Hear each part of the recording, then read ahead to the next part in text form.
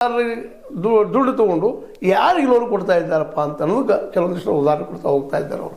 ಸ್ವತಂತ್ರವಾದ ಮೀಡಿಯಾಗೆ ಬೇಕಾಗಿರುವುದು ಸ್ವತಂತ್ರ ಧ್ವನಿ. ಆ ಸ್ವತಂತ್ರ ಧ್ವನಿ ಉಳಿಸಲು ನೀವು ಮಾಡಬೇಕಾದದ್ದು ಇಷ್ಟೇ. ಅದೇನಪ್ಪಾ ಅಂತಂತಂದ್ರೆ ನಿಮ್ಮ ಕೈಲಾದಷ್ಟು ಸಹಾಯ ಈ ಚಾನಲ್ಗೆ ಮಾಡಿ ಹಾಗೂ ನಿಮ್ಮ ಧ್ವನಿಯನ್ನು ಕಾಪಾಡಿಕೊಳ್ಳಿ. ಕೆಲವೊಮ್ಮೆ ಬೇನಾಮಿ ಅಂತ ಸಂಸ್ಥೆಗಳಿಗೆ ಕೊಟ್ಟಿದ್ದಾರೆ, ಕೆಲವೊಂದು ಡಾಕ್ಯುಮೆಂಟ್ಸ್ ಇಲ್ಲದಂಥ ಸಂಸ್ಥೆಗಳಿಗೆ ಕೊಟ್ಟಿದ್ದಾರೆ, ನೂರಾರು ಕೋಟಿ ರೂಪಾಯಿ ಕೊಟ್ಟಿದ್ದಾರೆ. ಇದೇ ರೀತಿ ಮುಂದುವರೆದ್ರೆ ಮುಂದೆ ಸಂಸ್ಥೆ ಉಳಿತದೆ ಹೆಂಗೆ ಅನ್ನುವಂಥದ್ದು. ಯಾಕಂದ್ರೆ ದಿವಾಳಿ ಇದ್ದಂಥ ಸಂಸ್ಥೆಗಳು ಕೊಡೋದು ಅಥವಾ ಕೊಟ್ಟು ದಿವಾಳಿ ಆದಂಥದ್ದು, ಇನ್ನು ಕೆಲವೊಂದು ಈಗ ಘಟಪ್ರಭಾ ಶುಗರ್ ಫ್ಯಾಕ್ಟ್ರಿ ಕೊಟ್ಟಿದ್ದು ವಾಪಸ್ ಆಗಿಲ್ಲ, ಇಂಥವು ಕೆಲವೊಂದು ರೆಫರ್ ಮಾಡಿದ್ದಾರೆ. ಅದೇ ಕಾಲಕ್ಕೆ ಈ ಸೌಭಾಗ್ಯ ಒಂದು ಶುಗರ್ ಫ್ಯಾಕ್ಟ್ರಿಗೆ 200 ಕೋಟಿ ರೂಪಾಯಿ ಕೊಟ್ಟಿದ್ದನ್ನು, ಇನ್ನು ಯಾವುದೋ ಕನ್ಸ್ಟ್ರಕ್ಷನ್ ಕಂಪ್ನಿಗೆ 100 ಕೋಟಿ ರೂಪಾಯಿ ಕೊಟ್ಟಿದ್ದನ್ನು, ಇವೆಲ್ಲ ಉಲ್ಲೇಖ ಮಾಡೋರು ಹೇಳ್ತಾ ಇದ್ದಾರೆ. ಇದು ಈ ರೀತಿ ಮುಂದುವರೆದ್ರೆ ಡಿಸಿಸ್ ಬ್ಯಾಂಕ್ ಉಳಿತದೇನು, ಡಿಸಿಸ್ ಬ್ಯಾಂಕ್ ಉಳಿಲಿಕ್ಕೆ ನಿಮ್ಮ ನೌಕರಿ ಉಳಿತಾವೇನು ಅಂತ.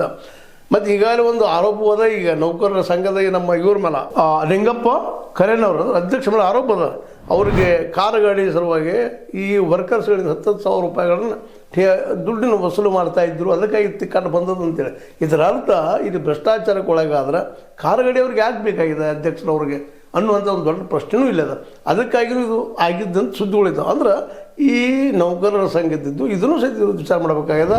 ಜೊತೆಗೆ ಬೇನಾಮಿಯಾಗಿ ಯಾರ್ಯಾರಿಗೂ ಡಾಕ್ಯುಮೆಂಟ್ಸ್ ಇಲ್ಲದೆ ಸಾಲ ಕೊಡುವಂಥ ಒಂದು ಪ್ರಕ್ರಿಯೆ ನಡೆಯೋದನ್ನು ಈಗಾಗಲೇ ಅವರು ವ್ಯಕ್ತಪಡಿಸಿದ್ದಾರೆ. ಅಂಥವು ನಡೀದಂಗೆ ನೋಡ್ಕೋಬೇಕಾಗಿದ್ದು ನೌಕರರ ಕೆಲಸನೂ ಹೌದು. ಯಾಕಂದ್ರೆ ಆ ದುಡ್ಡಿದ್ರೆ ದುಡ್ಡು ದುಡಿತಾ ಇದೆ, ದುಡ್ಡು ದುಡಿದಕ್ಕಾಗಿ ಮಾಡ್ತಾ ಇದ್ದಾರೆ. ಆದರೆ ಕೊಟ್ಟಂಥ ಕೊಲ್ಯಾಟ್ರಲ್ ಏನು ತೊಗೊಂಡಿದ್ದಾರೆ ಅವರು, ಎಷ್ಟು ಅದ್ರ ಕರೆಕ್ಟ್ ಇದ್ದಾವೆ ಡಾಕ್ಯುಮೆಂಟ್ಸ್ ಅದನ್ನೆಲ್ಲ ಈ ನೌಕರರಿಗೆ ಗೊತ್ತಿರ್ತದೆ. ಯಾಕಂದ್ರೆ ಆಡಳಿತ ಮಾಡೋರು ಅವ್ರ ಹೆಸರಿಗೆ ಅಷ್ಟೇ ಆಡಳಿತ ಮಂಡಳಿ